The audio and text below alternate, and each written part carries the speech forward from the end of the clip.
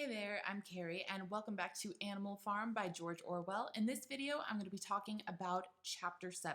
So I'm going to do a little bit of summary of the book, then some history behind the novel, and then analysis, the type of stuff you would see on an essay question. I'll put timestamps in the video notes, so scroll down, click around, find whatever it is you need. Now remember, at the end of Chapter 6, the windmill that they've worked so hard on all year long has been found completely destroyed, shattered to pieces after a storm. However, Napoleon has announced that it was not the storm that damaged the windmill, it was sabotage by Snowball out of spite for being run off of Animal Farm. So that is where we find ourselves. Let's get to Chapter 7.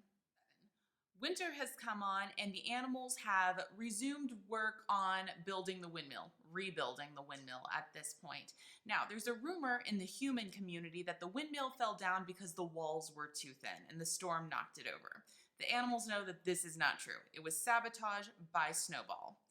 But they are going to build the walls back twice as thick, 3 feet thick instead of 18 inches this time around. Now, there is also a food shortage going on. In addition to some of the fields not being plowed on time, some of the crops have not been properly tended and the food has gone bad. So they are badly in need of grain. These animals are cold and hungry. Napoleon says that the shortage is going to be made up by selling some eggs. The hens are extremely upset and they try to argue with this. They say it's too late in the year for this. They're already working on the spring sitting. They need to hatch some eggs to maintain the chicken population, and it's too late for them to do this. They can't take these eggs away now. Napoleon says, no, we're doing it anyway. So the chickens decide to go on strike. They come up with a plan that they are going to smash their eggs before the pigs can take them away. Napoleon responds by cutting their food rations entirely. He's going to starve them into submission. After several days, the chickens are forced to give in to Napoleon's demands. They can't live without food, but unfortunately, 9 hens have already starved to death during this time period, and the egg order goes forward. Now, in addition to eggs, Napoleon is also planning on selling a big pile of lumber that has been sitting in the yard for some time. He's planning to sell it to one of their neighbors, either Farmer Frederick or Farmer Pilkington.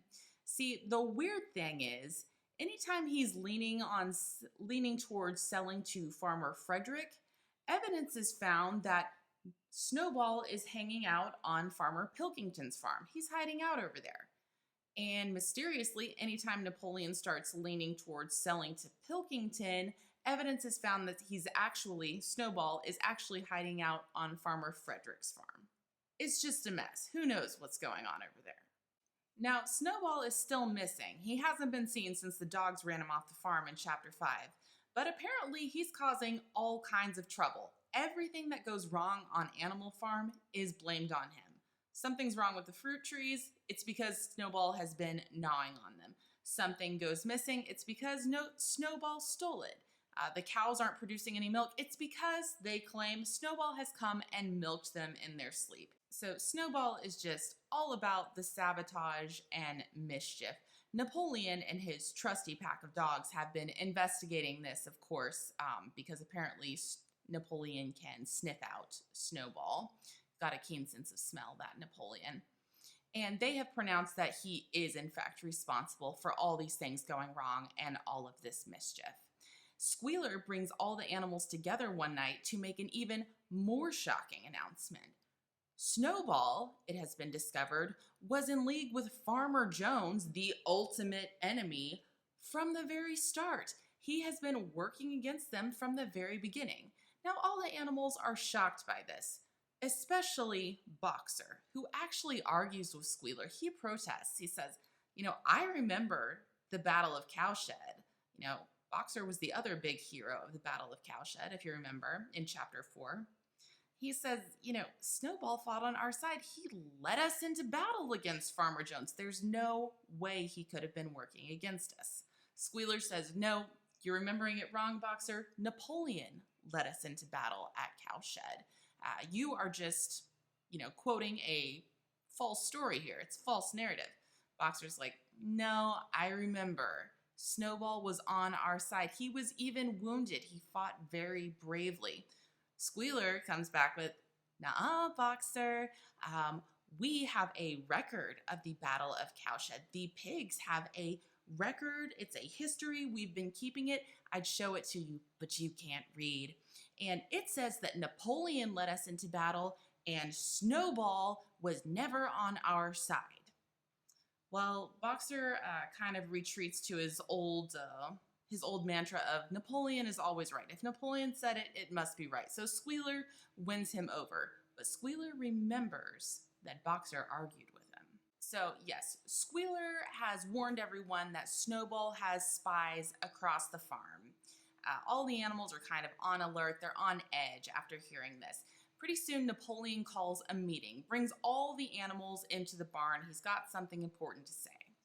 Once all the animals are assembled, Napoleon does that weird squealy whistle thing that he did back in chapter 5. Now remember, the last time he did this, the 9 dogs appeared and almost killed Snowball. They chased him off the farm. He hadn't been heard of since. So Napoleon does his weird, creepy whistle thing. Sure enough, the dogs appear and they attack the 4 young pigs who have in previous chapters voiced some concern and opposition about the things that Napoleon is doing. These 4 pigs are dragged in front of Napoleon, who the speaker tells us ordered them to confess. If you've got anything to confess, then let's hear it. These pigs, apparently, this is according to the speaker, immediately confessed that they were in league with Snowball, that they'd been causing trouble on Snowball's orders. The dogs immediately tear them to pieces. They are slaughtered right there in front of all the other animals. Well, things are not over. Next comes the 3 hens that led that little strike, that egg rebellion earlier in this chapter. They are pulled before Napoleon, and they also proceed to confess that they have been causing trouble on Snowball's behalf. They are immediately killed by the dogs. Then Napoleon's like, anybody else? Anybody else got anything to confess? One after the other, animals come forward and confess to being in league with Snowball, and they are immediately killed. The dogs even attack Boxer and try to pull him forward, but he's too strong for them and Napoleon calls the dogs off.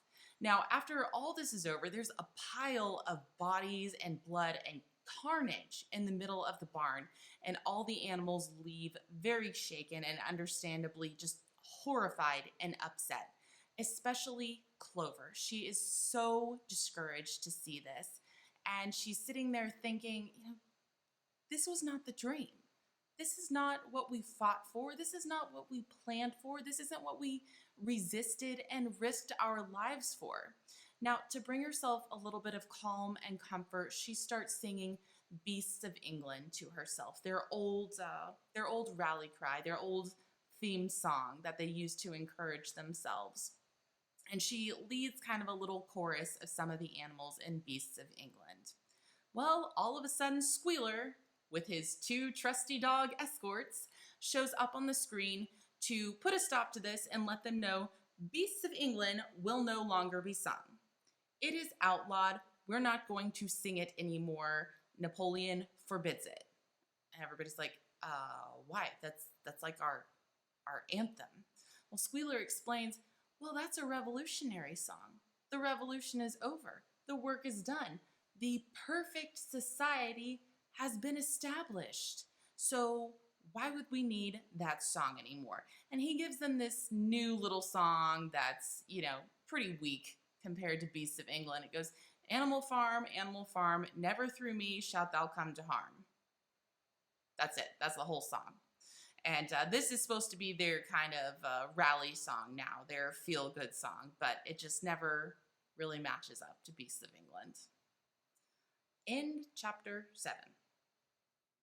Okay, we'll jump back into the novel here in just a second, but let's take a quick look at some of the history that inspired the story. So we need to back up a little bit. We need to go back to 1922. Last time we left off in 1927 and Stalin was making his 5-year plan. So rewind back to 1922. Now, if you've read anything about the Soviet Union, you probably know that it wasn't just Russia. It was made up of a whole group of countries. One of those was Russia's neighbor, Ukraine. Now, there were two major groups in Ukraine: people who are ethnic Russians, they are of Russian heritage, and people who are ethnic Ukrainians, they are of native Ukrainian heritage. In the early 20s, they are having a civil war over whether or not they are going to join Russia as part of the Soviet Union or if they are going to maintain an independent Ukraine. We're going to be our own nation. Well, in 1922, the war has finished up, and the people who are ethnically Russians have won, and Ukraine is going to be part of the Soviet Union. All right, fast forward back to the late 20s to Stalin. He is working on his first 5-year plan. A big part of that is the collectivization of agriculture. You no longer have a private farm that your family owns.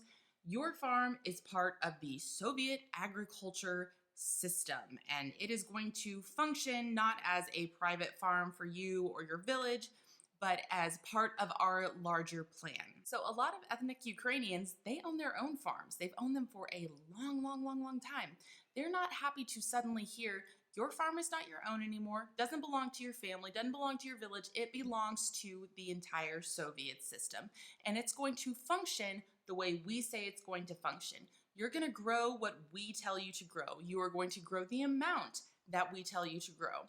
Doesn't matter if you've never done this before and you don't know how to grow that particular crop. Doesn't matter if your soil isn't suited for it. Remember, Stalin has gotten rid of most of the scientists, especially agricultural scientists. Anyone that raised a concern with the 5-year plan, hey, this may not work the way you think it's going to, Stalin's gotten rid of them. They've gone to the Gulag. The Gulag is a Soviet political prison. So these farmers are not exactly set up for success. And Stalin has not forgotten these ethnic Ukrainians that opposed joining the Soviet Union. He's not forgotten that they were not down for this. So again, fast forward into the 5-year plan, these farmers are met with these outlandish quotas. Now, if anything went wrong and you failed to meet your quota, your farm would be punished. Now, how did these punishments work? First, you had to surrender your livestock. Your farm would be completely trashed, and your quota that you had previously failed to meet would go through the roof. Now, I know what you're thinking. How are they supposed to meet these new, even bigger quotas now that you've taken away their livestock and completely trashed their farm? Well, the farmers have a more immediate concern.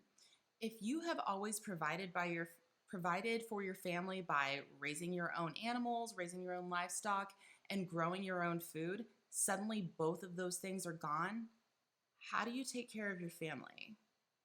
What if you've been selling food to your entire village? What if you had a little system going there and all these farms are suddenly trashed? How do you feed your village? For the Ukrainians, there wasn't a lot that they could do. They called to other parts of Ukraine for help, found out the deliveries were blocked. Some people tried to flee the country. They tried to leave. They found that the borders were closed. They had no choice but to return to where they came from, basically wait to die. About 4 million people, the majority of whom were ethnic Ukrainians, starved to death. Though a lot of historians say the death toll is actually much harder because, what happens when people are starving to death? People miscarry babies. They aren't able to get pregnant. Marriages that might produce children end up not happening. So a lot of people put the death toll at closer to 10 million ethnic Ukrainians. The entire event, this man-made famine, is known now as the Holodomor. The Soviet Union denied it for decades. They denied that it had even happened. And when they did acknowledge it, they denied that it had been on purpose. Ukraine maintains that this was an act of genocide against ethnic Ukrainians, and about 15 other countries have also recognized it as such. Now, the Holodomor is not the only awful thing that is happening in the young Soviet Union. While the farmers are dealing with this, the NKVD, that's Stalin's secret police, they are consolidating their power. They are cleaning house and getting rid of people that just might oppose Stalin. They start with people that are affiliated with Trotsky. Anybody that might turn into a potential political rival for Stalin. But hey, why stop with people that are affiliated with Trotsky?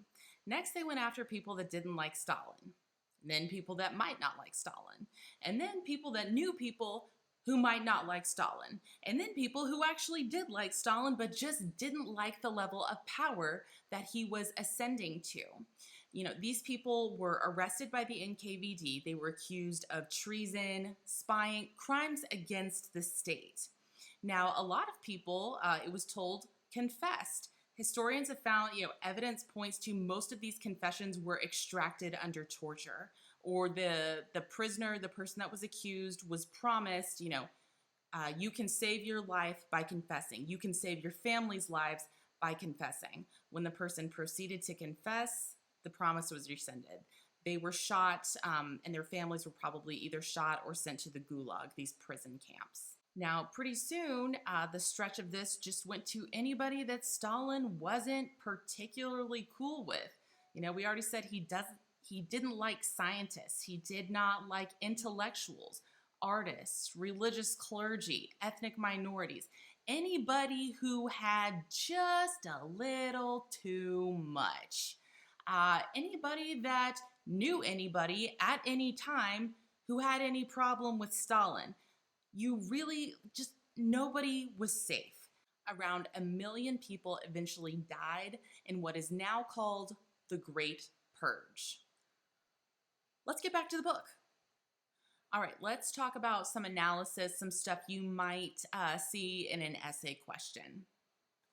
So the main thing that I got from chapter 7 is that keeping up appearances is really important. That's how the chapter starts. They are rebuilding the windmill, but there's not a lot of mention of what they're gonna do, all the innovations and improvements they're gonna make once the windmill is done. It's mostly, we have to finish the windmill and show the humans that we can do it. We are not gonna be kept down. We're gonna show them. They've also got a food shortage going on, and it's very important to conceal it. They've got all these little tricks. Napoleon has tricks up his sleeve to be sure that the humans, through Mr. Whymper, don't find out there's a grain shortage on Animal Farm. Appearances are important to them. Now, appearances also have to be maintained on the farm itself, among the animals themselves. They have to be sure that they have a villain. The pigs want to be sure that the other animals are viewing Snowball as a villain. He's an enemy. He's the bad guy. That's why there are constant rumors flying around about Snowball being on this farm or that farm. Napoleon and his dogs are always finding some new piece of evidence proving that Snowball is an enemy. Now, the animals have picked up on this. It's not just the pigs. And Snowball is a way to keep themselves safe. When things go wrong, they can pin it all on Snowball because it's not safe to put it on management. When something is wrong with the fruit trees, obviously Snowball has been gnawing on them. When the cows aren't producing milk, it is because Snowball milked them in their sleep. Now, these are kind of outlandish explanations for it. Why would Snowball come along and milk a cow in her sleep? Well, if you look at the reality of the situation, probably the pigs are coming in to milk these cows in the morning. Not a lot of milk is being produced. The cows cannot say, well, we haven't eaten this week, we're starving, and when we're starving, we don't produce a proper amount of milk. They can't say that to the pigs. And no one can point to the fruit trees and say, well, they weren't properly planted. They weren't protected from fungus. They weren't protected from pests. This was bad planning and bad farming technique. It's not safe to say that. So they pin it on, well, Snowball's clearly been gnawing on them. That's why the fruit trees don't look healthy. It's because Snowball's definitely been tearing them up. There's also more rewriting of history going on. You'll notice the Battle of the Cowshed. Every time it's referenced, Snowball gets a little bit worse and a little bit worse. At first he was the hero, then he wasn't quite as much of a hero, then he was possibly the bad guy, then he was definitely the bad guy. The history of Animal Farm is being rewritten to suit their circumstances, to suit the story that the pigs need to put forward in order to maintain control. Remember, the thing that first united the animals was this mission against Jones, this hatred of Jones. So to keep the animals united and focused on a goal, the pigs feel like they need to keep a villain. They need to have someone to hate, someone to work against, and that someone is going to be Snowball. All right, now let's talk about what happened at the meeting. Now you can see the historical links. You know, the chicken strike, the egg strike, I should say, by the chickens was representing the Holodomor, that it is a man-made famine and it happens to punish people that are resisting. What happens at the meeting, this huge slaughter at the meeting that was in the barn, is the Great Purge. Now, you can recognize that. That's pretty easy to see. I think you notice the historical links. But I think what's important is to pay attention to how the speaker describes what happens at the meeting. How exactly did this go down? There's more than the official story going on here. So what happens first? The 4 pigs are attacked first. They're brought before Napoleon.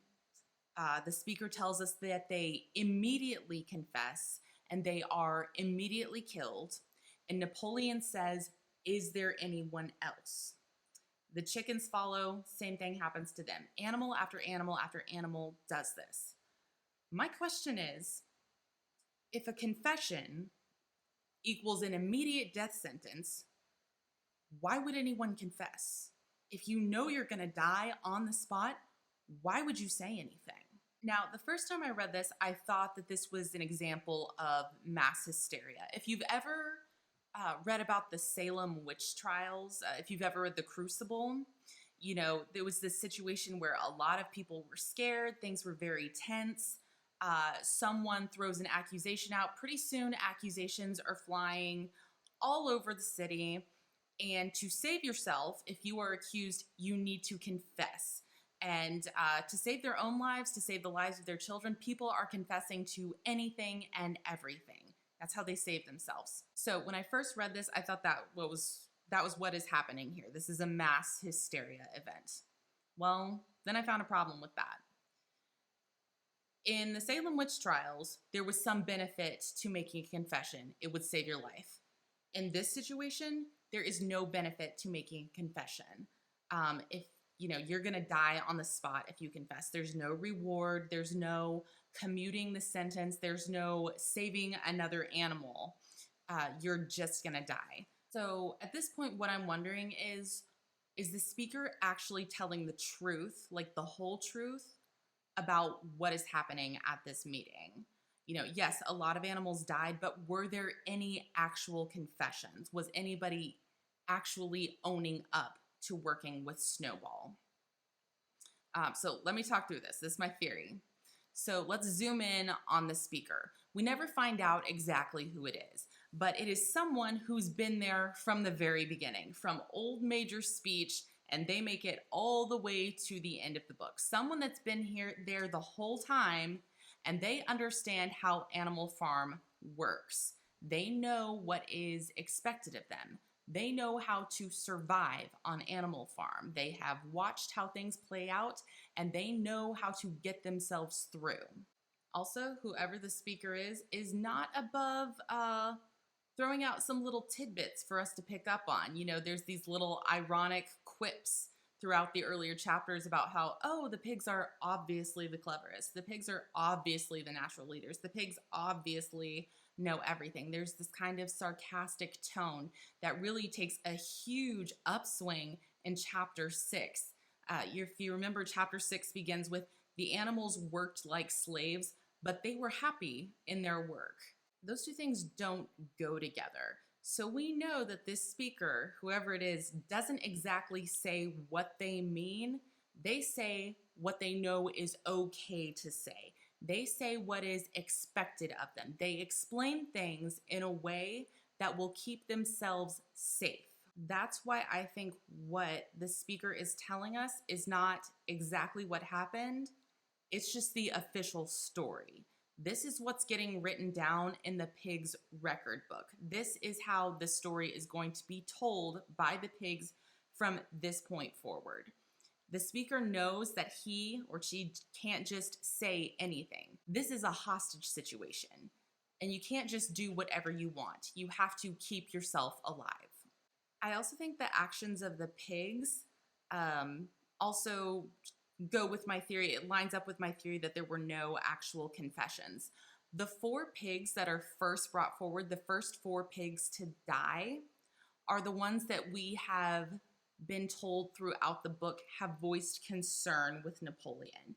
They were never said to be supporting Snowball. Even in earlier chapters when Snowball was still the good guy, we don't get any evidence that these pigs supported him or thought he was great or thought he was smarter. We only have evidence that they were concerned about some of the things that Napoleon was doing. Also, if all of these animals are making true confessions to working with Snowball, that means that Snowball has infiltrated half the farm. That means that the pigs aren't actually in control. Napoleon is not actually in control.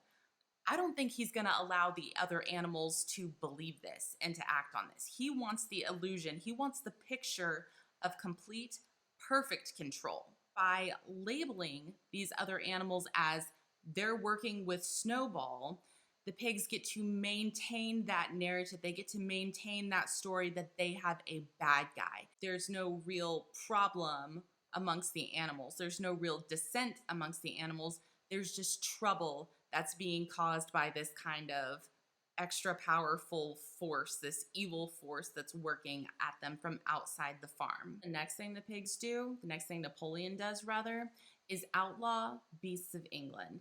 It's because he does not want any kind of suggestion that there is still work to be done. He doesn't want any kind of suggestion that this is not a perfect environment. This is not a perfect society that they have established. He doesn't want any of the animals looking forward to some kind of great and glorious future.